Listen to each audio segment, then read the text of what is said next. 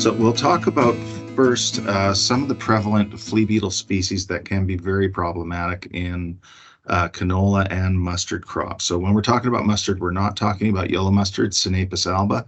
That one is actually very resistant to flea beetle feeding, and it takes pretty exceptional populations for them to cause significant damage to yellow mustard. Not to say it won't happen, but as a rule, that crop is considered to be resistant to the flea beetle feeding, or these species of flea beetles feeding.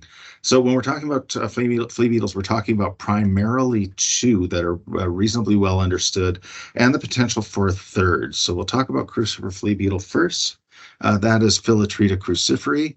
These ones typically prefer drier, warmer conditions, open sunny fields, and you can see a bit of a purpley sheen on the lower beetle in this photo.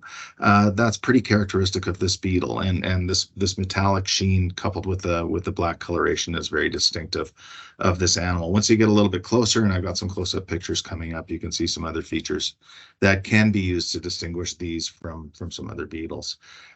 Straight flea beetle, Philotreta striolata. This is becoming really prevalent in the province of Saskatchewan and across the prairies and northern United States. Its range is expanding. Due in part to its reduced sensitivity to some of our major insecticides, primarily group 4As or the neonicotinoids, or at least that's what we're postulating. There are some environmental conditions that will influence their distributions as well, and once again, that drier, warmer conditions do favor cruciferi. Philotreta striolata typically prefers moister, cooler conditions, but its range is expanding into regions that are more characteristically dry. Hop flea beetle can also be a highly prevalent member of flea beetle populations on individual sites, and can actually be the dominant flea beetle on some sites. It also prefers open field habitats, has a bronzy sheen, which I'll illustrate in an upcoming photo, and is often mistaken for crucifer flea beetle. It's slightly larger, and we'll go to the next slide. And as you can see, especially with the lower left photo, bit of a bronzy sheen relative to the purpley sheen or bluish sheen of cruciferi.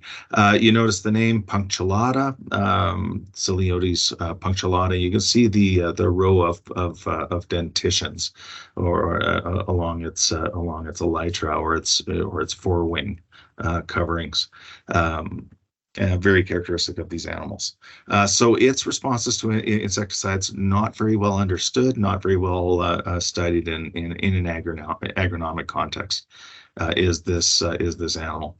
It's assumed, however, that its responses to our seed treatments and foliar insecticides is comparable to that of Philotreta cruciferi or the crucifer flea beetle, and we'll go with that until we learn different.